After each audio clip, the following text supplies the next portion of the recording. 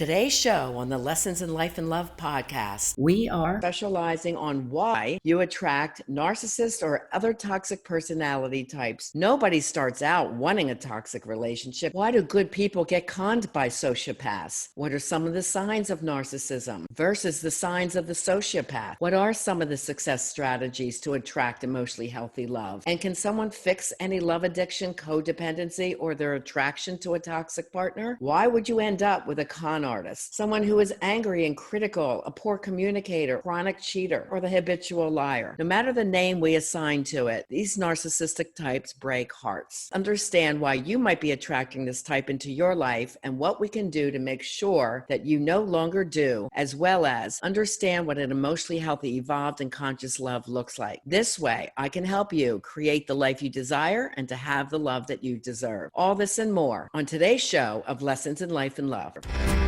Welcome to Lessons in Life and Love with Riana Milne, where we show you how to have the positive mindset for success in all life areas. It's time to have the life you desire and the love you deserve. Hello, everyone, and welcome to Season 4, Show 80 of the Lessons in Life and Love podcast. I'm your host and Global Life and Love Coach, Riana Milne, coming to you every Friday on the lessonsinlifeandlove.com website and on my app, Lessons in Life and Love on the go. I'm all about helping you transform your life in all areas into one that you're passionate about and to help you attract and have the love that you deserve. I'm on a mad mission to change the way the world loves, so you'll learn how to have emotionally healthy, evolved, and conscious love and how to avoid toxic, painful, traumatic relationships which seem too prevalent today. It's time to help you create the life you desire and to have the love that you deserve. So if you have a personal concern, I invite you to meet with me for a life and love transformation discovery session and assessment this week. Just sign up at my website, rianamilne.com. So let's dive in, love angels and transformers. My research has shown me that you can't change what you don't understand. I did not learn about childhood trauma in my triple master's degree in year 2000. It was only after I had a couple toxic relationships myself that led me to do the deep research on why was it happening, why was I attracting it, and what did the psychological makeup of these people have that made them do narcissistic and cruel things without any remorse. After 2 years of research and realizing I had over 20 years of working with people from traumatic experiences, I put the pieces together and developed the childhood trauma checklist, a 10-point checklist for anyone to take a look at that could easily define if they've had childhood trauma or not. You're going to learn the connection between having unhealed, unconscious childhood trauma, attracting toxic partners, and what you need to do to instead attract emotionally healthy love. My research showed 90% or 9 out of 10 people have at least 1 to 3 of the childhood traumas that I define on my checklist. Most people, when they're asked, say that they had a pretty normal childhood, and I thought I did too. I could easily see the faults in my partner and only identify one of the traumas until I really did some deep thinking and realized that I had more than one trauma that I experienced as a child. But instead, it was so painful, I pushed it to making it not important, not really being conscious in my life, and just kind of forgetting about it. As a trauma specialist, I learned that trauma stays stored in the brain and the body cells, in a subconscious area of the brain. However, when trauma and stress occurs, you are re-triggered and the unhealthy behavioral patterns will reemerge. Until these unconscious behavioral patterns and emotional triggers are made conscious and repaired over time, people will continue to attract unhealthy love into their life. Most people have learned, especially in the USA, to fall in love by feeling chemistry for someone. This is one of the most dangerous ways to fall in love. It's the unconscious reaction where the phenylalanine is rushing around your brain and the brain is feeling excited. It can't decipher if it's excited because it's a good love or a bad love. And unfortunately, chemistry draws you back to the past behavioral patterns of what you might have experienced with mom and dad. The brain's excited because it recognizes this as normal and comfortable, even though it could be greatly toxic. Let's go into what the top 10 childhood traumas are that I identified. I started by looking over my case history. I worked with every grade level in the schools from kindergarten through college. The kids were defined as either ADHD, oppositional defiant, acting out, the bullies or the bullied, or kids that just couldn't fit in. Most of those children had all come from childhood trauma, and many of them misdiagnosed as ADHD because they came into school upset due to the traumatic environments around their home. The truth is, when cortisol is up, fears and stress is up in the body, memory and focus goes down. I did various behaviors with my school students to help them relax, including meditation, music therapy, positive behavioral motivation, and other things to get them to calm down, and they excelled. Also, I worked with children and adolescents in a hospital unit. Those kids were 6 through 19, many from the foster care system. They were runaways, suicidal, depressed, highly anxious, and the majority came from traumatic home environments. I also worked in a drug and alcohol facility with teenagers and women from the prison system, all again experiencing trauma while they were young. I pieced that information with the 2 partners that I had that were toxic and also narcissistic.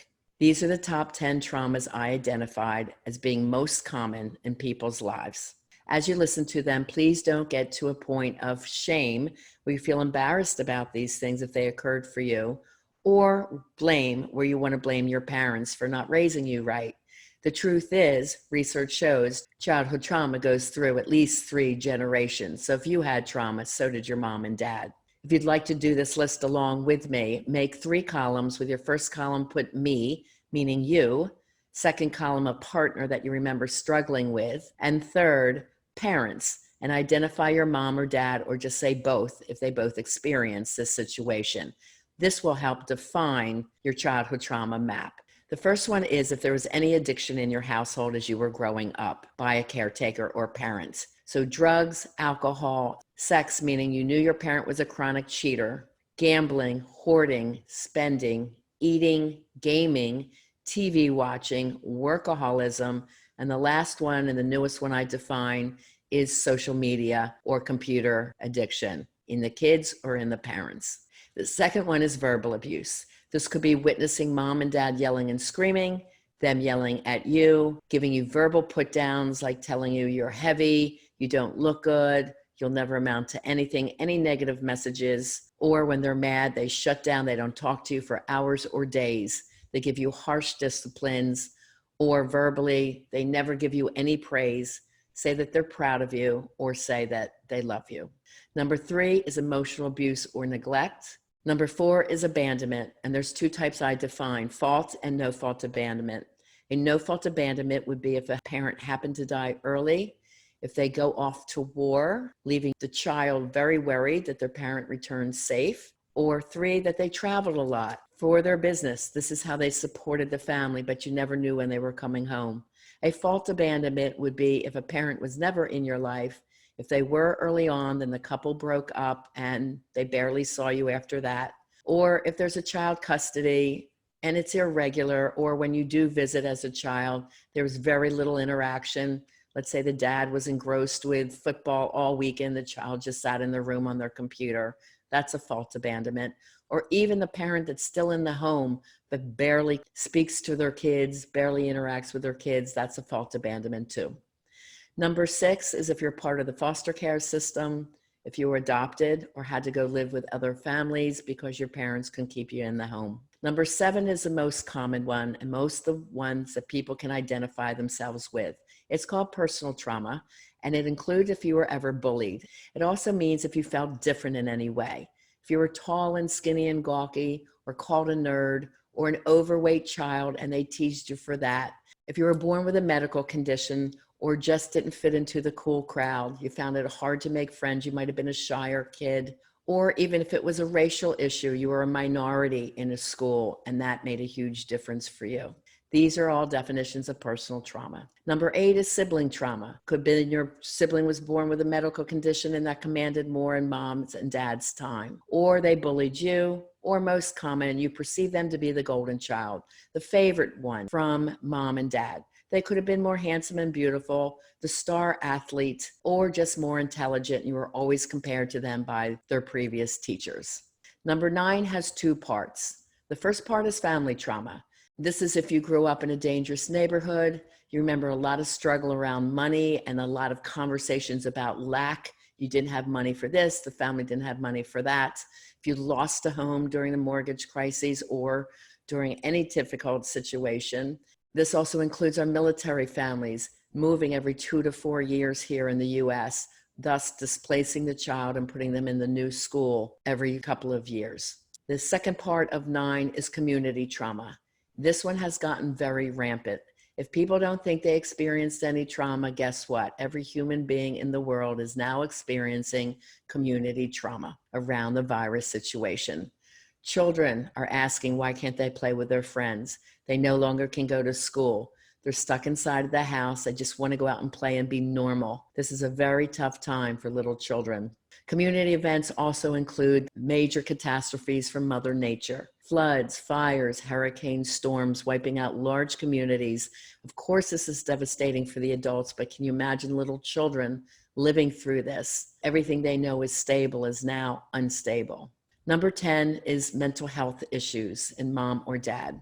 And maybe as kids, they never went to counselors, so you don't know if they were diagnosed with anything. So you have to make your best guess here. The most difficult for children to navigate are borderline and bipolar disorder. Bipolar is manic depressive.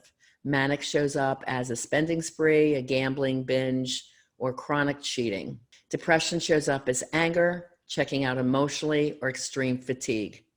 Borderline personality, I think, is the most difficult to navigate for a child. They feel like they're always walking on eggshells. They can't decipher what kind of mood their parent's going to be in, because when they're good, they're great. When they're bad, they're horrid. And this parent will get upset over the easiest things that most people would not get upset over. So those are the 10 childhood traumas that I define. Like I said, there are more, but these are the most common that I saw.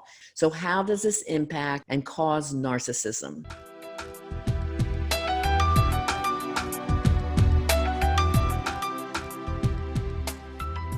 Since many of you are now at home, are you wondering what a home profession would be like? Have you ever thought of coaching? I have developed an amazing coaching mentoring program to get you started in coaching or help you to excel to global status. To inquire, just go to rianamilne.com and check out the mentoring tab, and then contact me with a list of what you would like help with. This is a personalized, customized, and individual coaching program to help you get your new or existing virtual dream job off the ground. Why not go for it? How much time do we have to live our dreams?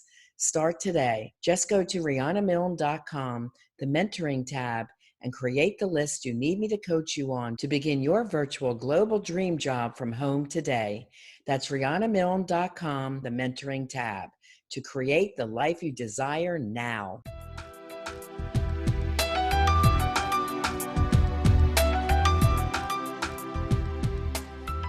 The more traumas a person has, like in the 8, 9, and 10 range, with a higher severity level of 8, 9, and 10, would cause the 3 top personality disorders that are most difficult to live with: narcissism, sociopathy, and psychopathy. Let me briefly describe each one.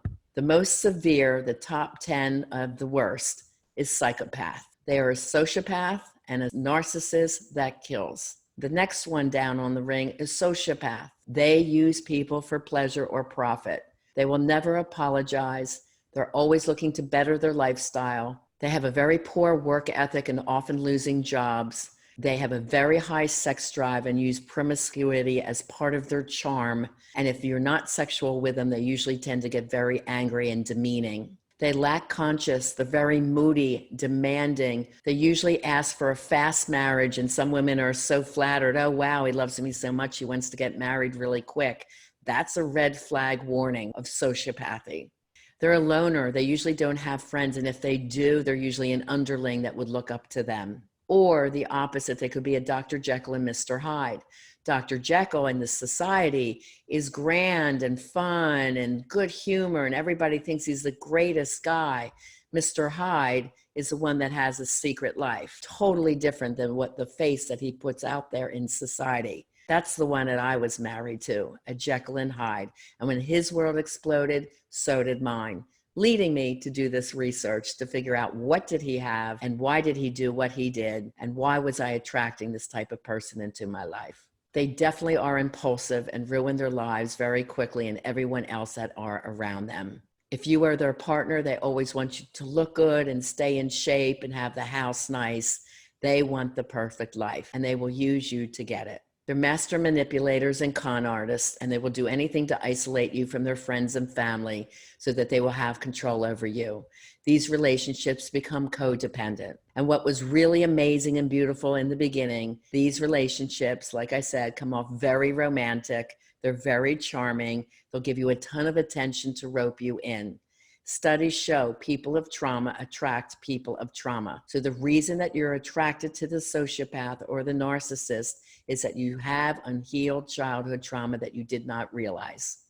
Don't worry, this can be fixed. Now, the third one down on the tier is the narcissist. There is a big range of narcissists. There's a healthy narcissist and a malignant narcissist, and they're extreme sides of the scale. The malignant side of the scale is the sociopath and the psychopath, and they're very dangerous people, very toxic. On the other side of the scale is a healthy narcissist. This may be somebody that's very high up in a career, very successful, but often gives back to society. They're really kind of self-focused. Their love is their work. They do like the high-end lifestyle, but they usually get it for themselves, and they don't hurt anyone. They are able to connect emotionally with people. They are able to share and give to others, and they are able to meet others' emotional needs. They just seem a little bit self-focused. So that is the range. Let's talk about how unhealed childhood trauma shows up in love. If you have trauma number 7, not feeling good enough, mixed with trauma number 2, which is verbal abuse, very often these people don't feel good enough, and they will be very jealous and controlling in your relationship. They will usually go for somebody that gives them a beautiful lifestyle. They probably don't earn as much money as you. And initially, like I said, they'll do everything for you to rope you in, and then later try to sabotage you because they're really jealous. They might make you late for a morning meeting. They might give you a lot of trouble so that you're upset at work. They're trying to undermine you and take control of the relationship. Impulsivity is part of unhealed trauma. So is people pleasing. People pleasing is mostly around women who are trying to please a very difficult mother or father. So there's no yelling in the house or yelling at them. And they have learned that this is a way to give love and get love. So very often that narcissist will go after someone who is a people pleaser. Let's talk about that personality of the victim that the narcissist will go after and target. First of all, they're very kind people. They're usually helpers. So teachers, nurses, counselors, anyone that's trying to help others. Usually faith-based people, people with high integrity, high moral values. They're often the ones that are quick to forgive. So when these people make a mistake, you want to forgive and you want to believe in the best of them. You love them and you want to believe they will change. You fall in love with their potential. You see some of the good stuff, the side that you fell in love with, and you want to keep holding on to that side. You ask if they will take on a relationship coach to help fix the relationship, and they rarely will. Or they'll go one time, find fault with a therapist or the coach, and say, see, they can't help us. They also know that counselor or coach, when they're good, will see that they're narcissistic or sociopathic and call them on their stuff. They don't want to hear it. They seek out that loyal, successful person, usually has a fairly wealthy lifestyle, that also tends to be people-pleasing and have a high tolerance for cheap drama. This charmer and manipulator usually comes off as super fun in the beginning, charming, outgoing, and makes that person feel alive. They'll do anything to keep peace in the family and the family financially stable. So usually the victim will step up and do everything to keep this relationship working. They'll keep forgiving them, and the average time of breakups and rekindling back is 7 times according to research. These relationships often become very codependent and love addicted.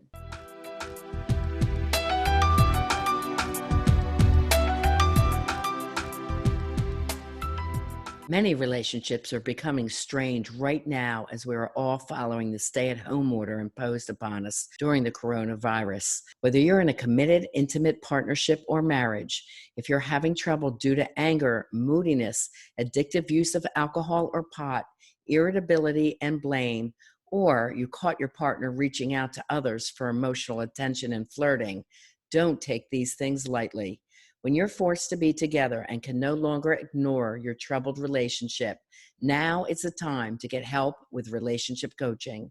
My program called Relationship Rescue identifies the old patterns and sabotaging behaviors that have been going on for years, but you chose to ignore them due to busyness or other distractions. Let's get to the bottom of your unhappiness and poor behavioral patterns that are stealing the joy, peace, passion, and friendship from your relationship. Contact me today at rianamilne.com and sign up for a life and love transformation discovery session and assessment with your partner. It's only $47 right now for a limited time and has a $500 value. You'll meet with me for up to 1 hour and we'll dive deep into the 5 assessments you and your partner will do to get to the root of the issues. And I'll give you suggestions for your next best move to overcome them and create the life you desire and to have the love you both deserve. Just go to rianamilne.com, review the Relationship Rescue Program now, and then enroll in the Life and Love Transformation session. Now is the time to take your relationship from toxic to terrific and emerge from this situation better than you've ever been.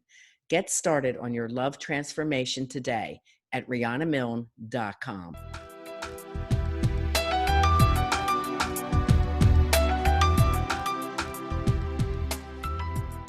Some clear signs that you have a narcissist in your life include that they love power, they want to be liked, they hate rules, they have this sense of entitlement, and they want to be in charge. They have fantasies of power, success, ideal beauty, and coming off larger than life. They're selfish, materialistic, they are in the game for their own gain. They only worry about themselves and they lack empathy for others.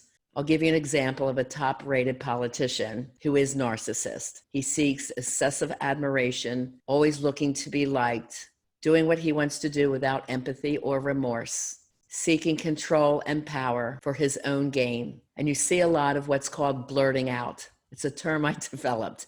Blurting out is saying things that are totally inappropriate and leaves people saying, "What?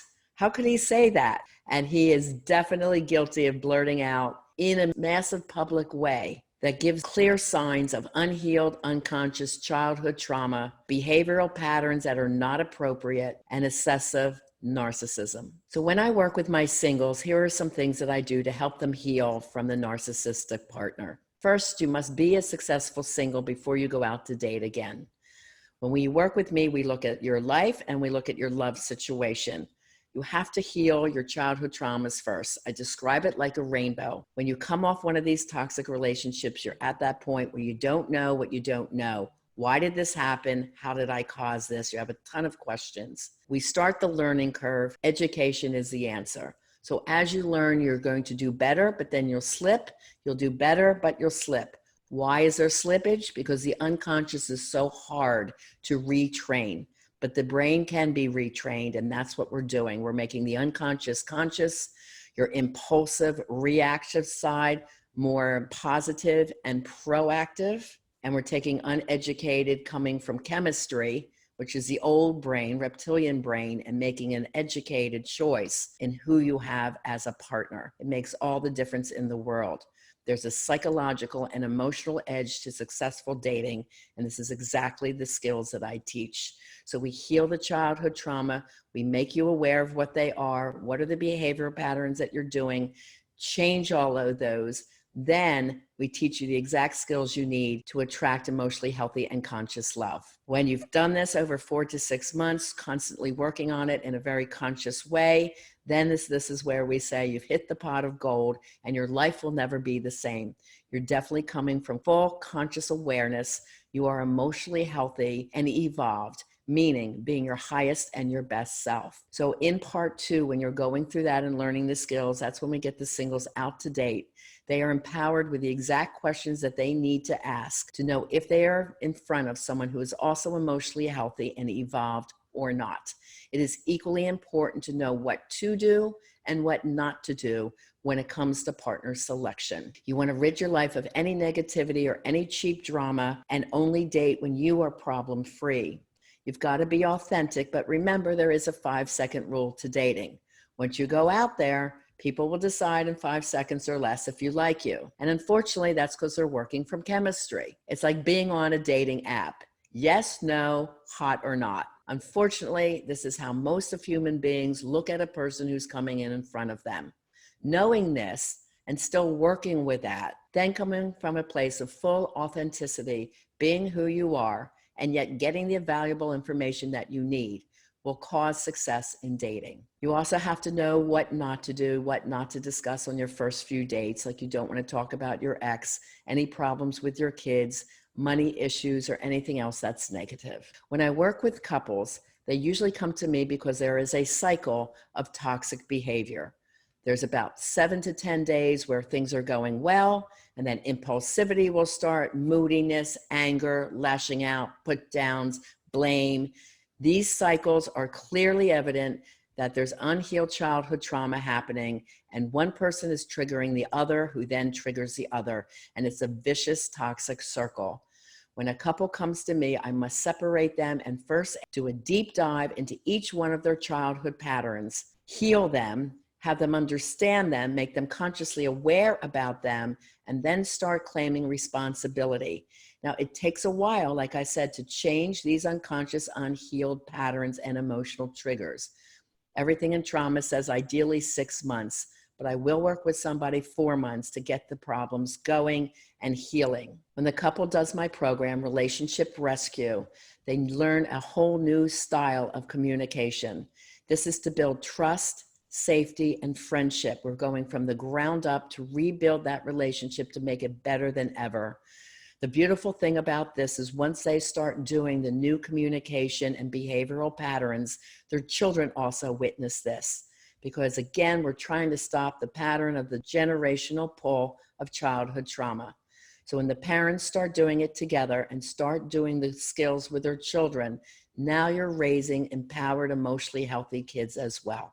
It's a beautiful transformation to see in the couple and the family, as well as in my singles who were before coming to me in fear and doubt, frustration and anger about dating world. It's amazing to feel empowered when you are the chooser when you're out there dating. I hope this helps to answer some of your questions around what is narcissism, how does it happen, how are you attracting someone that's narcissistic, and what do you do to have emotionally healthy, evolved, and beautiful love. If you should have any questions or concerns, please reach out to me at my website, rianamilne.com. On my website, you will find the 4 free loves tests that include the childhood trauma checklist and the couple's red flag warning list.